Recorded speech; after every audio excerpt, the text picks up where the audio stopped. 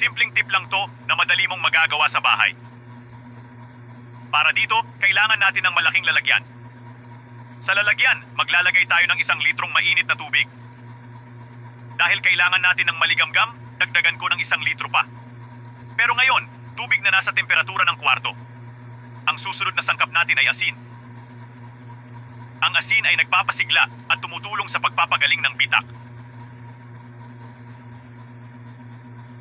Maglagay ng 2 kutsara ng asin at haluin ng mabuti. Pagkatapos magdadagdag din tayo ng suka. Gumagamit ako ng suka ng alak, pero pwede ang anumang suka.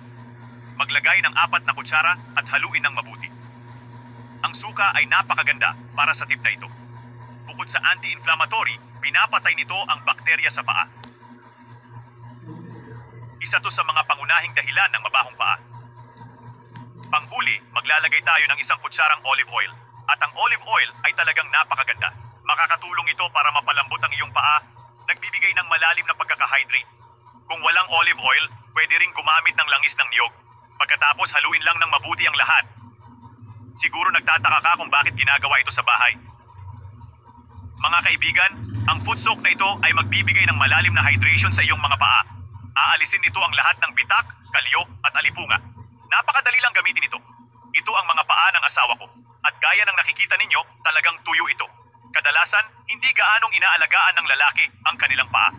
Kaya naman nagiging ganyan ito. Ibabad lang ang paa at hayaan ng 30 minuto. Pagkatapos, pwede kang magmasahe ng dahan-dahan, parang naghuhugas ka lang ng paa. Napakaganda nito. Bukod sa pagpapahinga, nakakabawas din ito ng pamamaga at sakit. Bukod pa sa ibang benepisyong nabanggit ko na, pwede mong ulitin ito ng 2 beses sa 1 linggo. At sigurado akong magugustuhan mo ang resulta. Sa tip na to, hindi ka nagagastos sa mamahaling produkto para sa iyong paa. Hindi ka na magdurusa sa bitak, kalyo, alipunga at sakit ng paa. Ang simpleng tip na ito ang solusyon sa iyong problema. At ang pinakamaganda, halos walang gastos dahil nasa bahay na ang mga sangkap. Kaya ayun na yon. Sana ay nagustuhan ninyo ito. Paalam at magkita tayo sa susunod na video. Mabibigla ang mga manikurista kapag nalaman nila to. Simpleng tip lang to na madali mong magagawa sa bahay.